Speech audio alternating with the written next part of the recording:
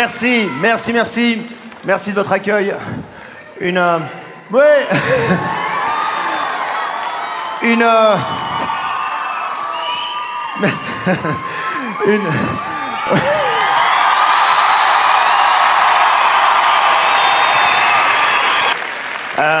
Sincèrement, le GPS marocain, c'est une folie, je te jure, c'est incroyable. Déjà, la voix, c'est un homme qui te demande des nouvelles de toute ta famille dès que tu mets le contact.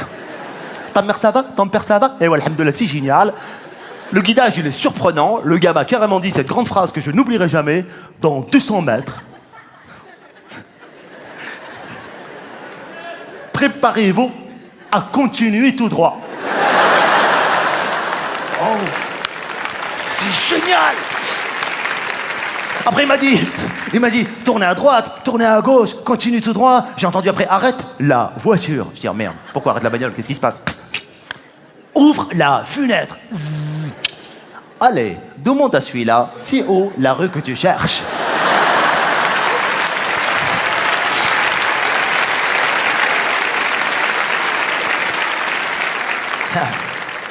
Non, ils sont organisés, ces mecs dont je vous parlais. Une gourmette, le sens de l'orientation, tout ce qu'il faut. Une femme, une maison, un emploi. Ils ont de la chance, alors que moi, je suis seul. Non. Mais non, c'est pour le sketch. Attends, tu vas voir après. En même temps, les femmes n'aiment pas les comiques. Sérieux? Ok, autant pour moi. Non, j'ai l'impression que les femmes aiment bien les comiques pour rigoler 2 secondes, mais vivre avec un comique, c'est un enfer, tu sais. Non? T'as pas envie de vivre avec un gars à qui on dit bonjour dans la rue tous les jours comme ça? Quel que soit l'état dans lequel t'es, hein, en plein divorce ou en pleine gastro, on te dit bonjour comme ça. C'est dur, non? Non, je caricature un peu. Et puis la notoriété, personne n'en parle. Les artistes ont de la pudeur. C'est un tabou. Faut pas parler de la notoriété. Non, il faut que tout le monde dise « Ouais, je suis resté simple, j'ai gardé mes repères. » J'ai même entendu une interview d'une actrice qui disait « Je suis resté normal, je vais au supermarché. » Qu'est-ce que tu racontes? Si t'es normal, t'as pas envie d'aller au supermarché. C'est super bizarre, ça. Non, je crois que la notoriété, c'est difficile au quotidien. Je peux vous donner un exemple qui montre que la notoriété est difficile. Vous voulez que je vous en donne un? C'est prévu, c'est pas... Public très réactif ce soir, c'était prévu. Hein. D'ailleurs, à ce propos, à la fin du spectacle, à propos de c'est prévu, quand je vais finir, je vais sortir. C'est pas la peine de dire ah encore, je vais revenir, c'est prévu aussi. Hein. Et surtout ce soir, c'est la dernière, je vais pas quitter la scène, hein, ça je vous le dis tout de suite.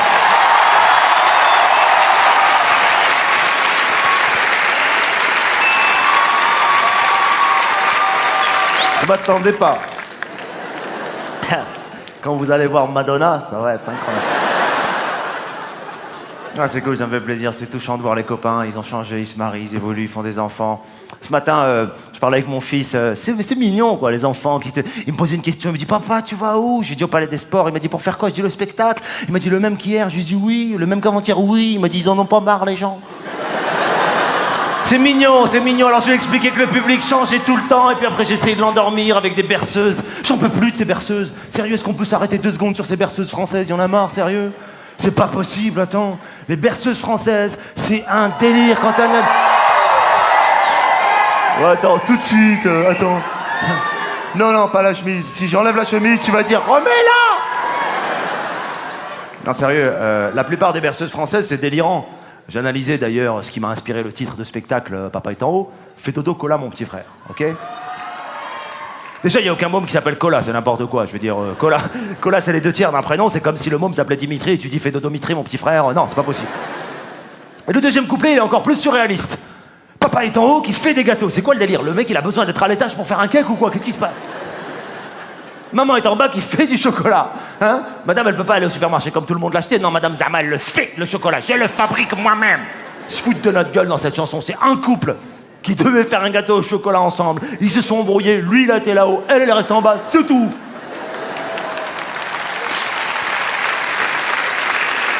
Mais toutes les chansons, même Frère Jacques, ok? Si on prend Frère Jacques, Frère Jacques, dormez-vous, quelle question elle lui pose? Dormez-vous, elle lui dit. Mais t'es con quoi, dormez-vous, tu vois bien qu'il dort pas, ou s'il dort, ne lui pose pas la question. Et puis s'il dort, ne dit pas sonner les matines, ça va le réveiller. Et il y en a une, c'est pire, les amis, je vous le dis tout de suite. Chanson pour enfants qui commence, première phrase, par j'ai du bon tabac. Là, c'est beaucoup plus grave. Dans ma tabatière. Bientôt, ça va être j'ai du bon shit dans ma chichitière.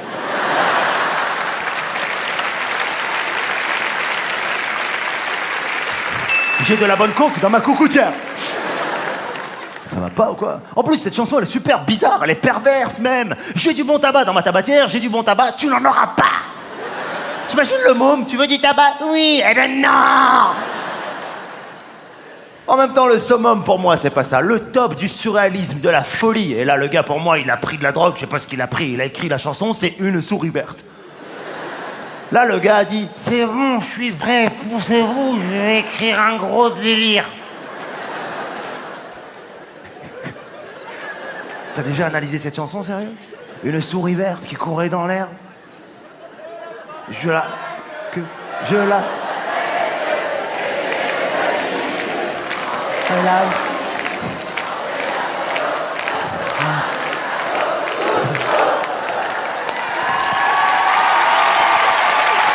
Alors, c'est ça qui est pas bien, c'est que... Là, j'imagine vraiment les gens chez vous, à la maison. Chérie, ben voilà qui chante la souris verte, là. Écoute, j'ai pas envie de zapper parce que j'aime bien, il y a l'air d'avoir une bonne ambiance, mais ça chante en chœur sur TF1 Une souris verte, je crois qu'on est dans un gros délire, là. Une souris de la ferme célébrité en Afrique ou un délire, là, je sais pas ce qu'ils vous ont fait, là. Ils sont complètement fous, là. Sérieux, cette chanson, elle est folle. Une souris verte qui courait dans l'herbe, je l'attrape par la queue. Putain, c'est quoi le délire? Pourquoi tu l'attrapes par la queue? Laisse-la tranquille, elle t'a rien fait. Je la montre à ces messieurs. C'est qui ces messieurs? Tout le monde fait comme si on connaissait ces messieurs, bien sûr. Il y a toujours des messieurs dans l'herbe qui sont là en cas de souris verte, ouais. En plus, ces messieurs, ils vont te prescrire un traitement pour cette souris d'une violence, d'une atrocité. C'est horrible. Trempez-la dans l'eau. Dans l'huile. Pardon, madame. Pardon, excusez-moi.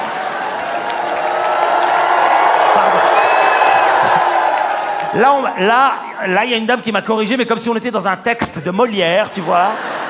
Très connu de tout le monde, et que j'avais fait une grosse bêtise. J'ai dit dans l'eau, elle a dit dans l'huile, voyons. C'est dans l'huile, c'est ça? Genre, je m'y connais en friture de souris. Bonsoir. Vous vous appelez comment? Pardon? Marie-Hélène. Et vous faites quoi dans la vie? Comptable. Comptable. Waouh. Non, je déconne. C'est votre mari? Ouais, lui il dit non, pas... C'est très bizarre. Coiffeuse, il y a quelqu'un qui dit nous on est coiffeuse. Ils veulent célébrer là, ok, d'accord. Eh ben, ouais. C'est génial. T'es coiffeuse, il y a un truc que je comprends pas chez les coiffeuses, c'est la question que vous posez avant de faire le shampoing. Vous les avez lavés quand? J'ai jamais compris ce délire, hein, sincèrement. Ça change rien, je comprends pas pourquoi. Je veux dire, si je te dis 11 jours, tu vas pas appeler du renfort.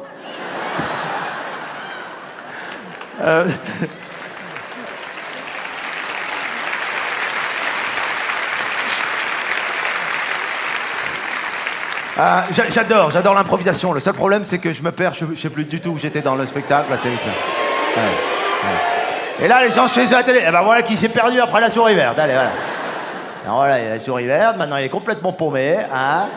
Non, j'en étais où? Ok, merci. Il y en a, ils s'en foutent complètement. Au premier rang, il y a des gens, aucune idée. Alors là, il y a des gens là, genre, écoutez, jeune homme, on a acheté nos places fort chères il y a fort longtemps. C'est pas pour vous souffler vos répliques, alors balancez-vous, s'il vous plaît. Non, je plaisante. Non, je suis désolé. Trempez-la dans l'huile. On était dans quelque chose de poétique, de beau et de pas violent. Hein. Tu m'étonnes qu'elle était verte, la souris. Elle savait exactement ce qui allait lui arriver, ouais. Trempez-la dans l'huile. Ça s'est bien passé.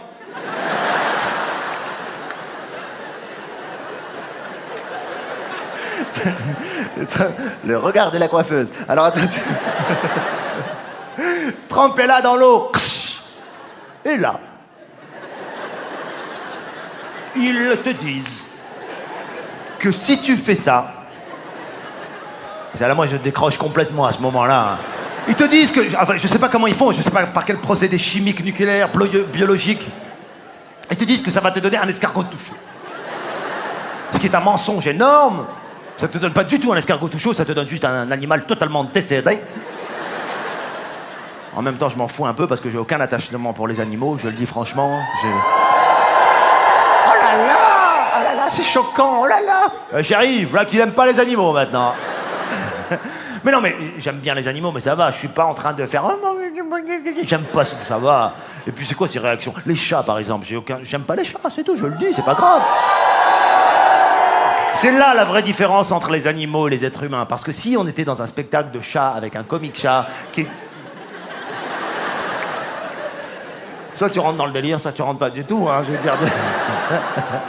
Je veux dire, si on était dans un spectacle de chat avec un comique chat qui dit j'aime pas les êtres humains, bah jamais les chats ils vont faire miaou, miaou.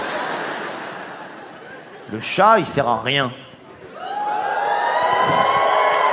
Il est là toute la journée.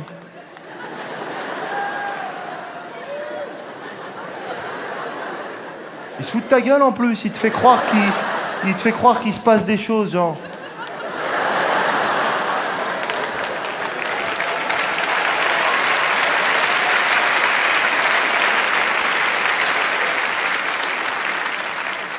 Après, il dit, tiens, je vais continuer à rien foutre, mais là-bas.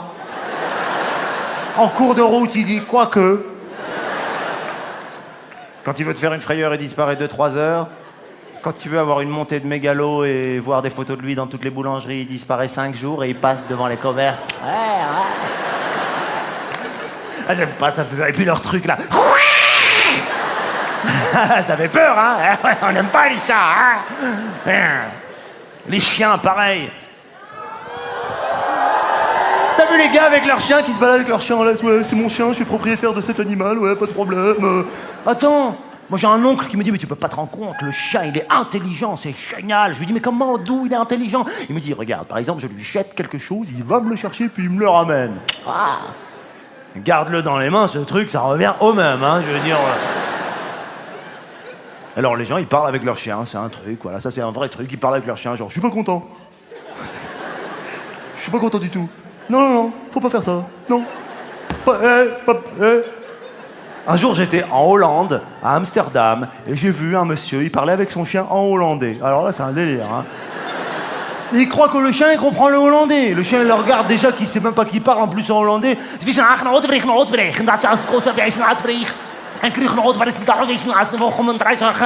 Bon là, la télé, ça atteint un summum. Là, il a dit, bon là, il parle en hollandais, on sait n'importe quoi, on sait même plus ce qu'il fait là. C'est une secte. Et le chien, il le regarde, il sait même pas. Il le regarde comme ça, il lui répond en chien normal, quoi, tu vois. Aucun effort d'intégration, genre...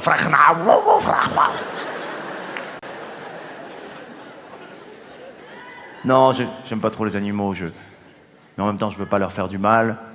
D'ailleurs, la chasse, j'aime pas trop, ça me choque. La pêche, ça passe, t'as remarqué, hein? La pêche, c'est en dessous, ça se voit pas. À ce propos, je ne sais pas ce que vous en pensez, mais j'ai l'impression que le poisson est l'animal le plus con de toute l'espèce animale. Je dis ça parce que depuis les années, les siècles qu'on pêche, il n'y a pas un poisson qui s'est aperçu du coup de l'hameçon et qui a été avertir les gars. Non, il n'y en a pas un seul. Il n'y en a pas un seul qui peut leur dire « Ouah, j'ai compris, ça y est, quand tu vois un ver de terre, quand t'as ne mords pas dedans. » Non, ils sont là depuis des années, ils voient le truc. Je me dis, il n'y en a pas un qui s'est fait pêcher puis relâcher, qui peut aller les avertir, genre « Il m'arrive un truc de fou !»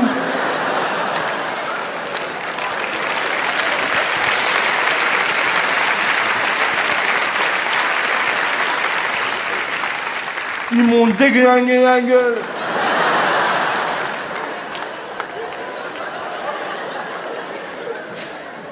Non, j'étais en train de nager tranquille. J'avais faim, d'aller très très faim. J'ai mordu dans le truc, il m'a tiré. Moi, j'ai retiré de l'autre côté comme ça. C'est n'importe quoi, les poissons. Le seul poisson que j'aime bien, c'est le poisson rouge qu'on a à la maison, dans l'aquarium. Hein? C'est mignon, ça, les enfants, ça. Hein? Ouais. Non, mais c'est vrai, ça sert à rien. À part à dire des trucs bizarres, genre « Ah là là, il est pas encore mort. » C'est très étrange, c'est le seul animal domestique qu'on achète et qu'on attend de voir mourir. Parfois, on part en vacances 4, 5, 6 semaines. Le seul truc auquel on pense, dès qu'on arrive, c'est même une obsession, c'est est-ce qu'il est mort, le poisson rouge? On a des factures à payer, du linge à laver. Non, on va dans la cuisine doucement pour voir est-ce que le poisson rouge il est mort ou il est pas mort. Ah, venez les enfants, on va aller voir s'il est mort ou il est pas mort. Et là, le poisson, il te fait toujours le même plan. Il reste inerte et dès que tu t'approches, il fait...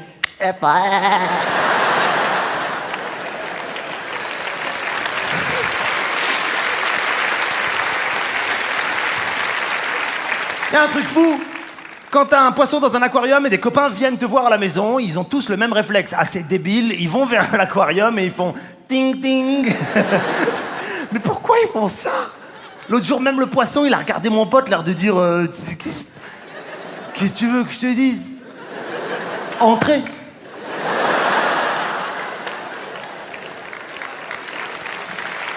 C'est fou. J'ai pas d'attachement pour les animaux, non, sérieux. Oh, regarde, il boit de l'eau comme dans le DVD. Il boit beaucoup, mais il sort jamais pour faire pipi. Non, mais les poissons rouges, je m'en fous un peu. Puis les animaux, j'ai pas d'attachement, mais je veux pas leur faire du mal. C'est juste, c'est comme l'environnement, quoi. C'est important, mais faut pas d'obsession. Faut arrêter avec donner des leçons à tout le monde. Il faut faire ci, il faut faire ça. Je veux dire, je pose des gestes en tant que citoyen en faveur de l'environnement, comme tout le monde. Par exemple, quand je reçois un email qui a écrit avant d'imprimer, pensez à l'environnement, j'y pense et j'imprime.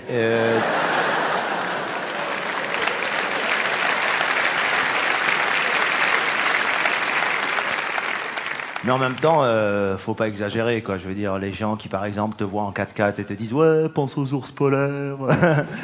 Je lui ai dit quoi? Même les ours polaires, ils veulent des 4x4 maintenant, c'est quoi le délire?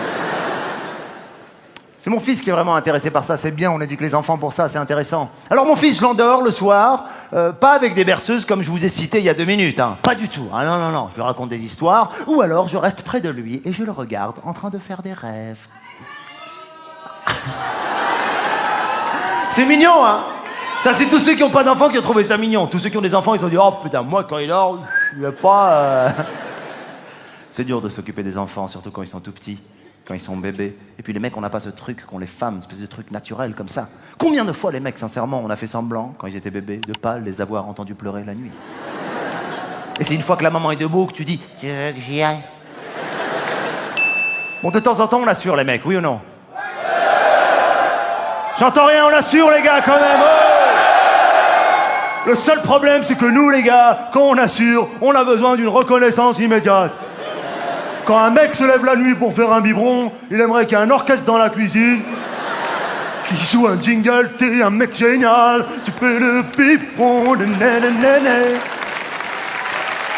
C'est ça les hommes, ils ont besoin de cette reconnaissance, ils ont besoin qu'on leur dise merci, bravo. Mais oui, quand un mec va faire le petit déjeuner pour dimanche, depuis mercredi, il te fait des bandes annonces. Dimanche, papa va faire le petit déjeuner.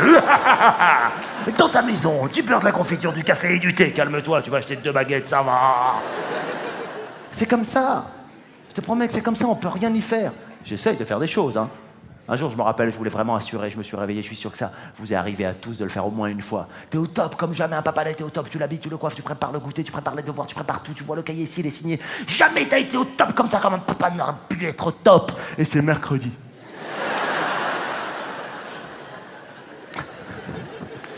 Il y a des mecs qui font « Ouais, je connais ». Alors, petite anecdote, petite parenthèse, j'ai fait cette vanne en Belgique, ça n'a pas ri du tout, je sais pas pourquoi. J'ai su après pourquoi, c'est qu'il y avait classe le mercredi, en fait, là-bas. En fait, il y avait 4000 gars qui me regardaient, qui l'air de dire « Ouais, bah, amène-le à l'école, tu nous emmerdes avec tes histoires. » J'espère qu'il n'y a pas de Belges dans la salle ce soir. Hein? Si, il y a des Belges. Ouais, il y a des Belges dans la salle ce soir. Vous venez d'où? Belgique, ouais, je le sais. Je dis, est-ce qu'il y a des Belges? Ils m'ont dit oui. J'ai dit, d'où vous venez? Ils m'ont dit de Belgique. Tu vois, c'est vous qui cherchez le Belge, hein, c'est petit.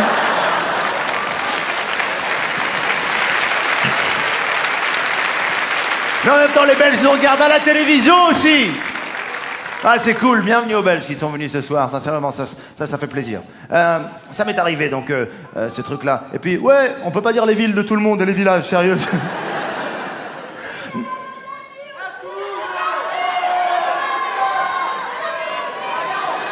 Bon, je propose que chacun dise le nom de sa ville à 3. 1, 2, 3. On sait pas du tout où ça se situe. En tout cas, Ce que je voulais vous dire, c'est que de s'occuper d'un enfant, c'est vraiment difficile. Moi, j'aime l'accompagner à l'école, mais j'aime aussi aller le chercher pour pouvoir observer les gens devant l'école. C'est fascinant d'observer les papas tendus qui se disent bonjour de manière stressée entre eux.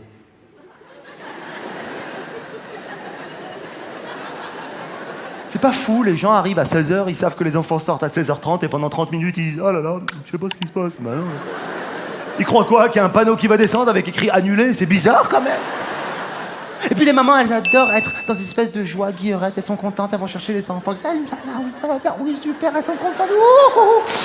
Ce qui est... ce qui est fascinant chez les mamans, c'est qu'elles cherchent leurs enfants. C'est leurs enfants, mais elles les cherchent comme si on leur avait donné une description approximative. Ah non, c'est pas lui.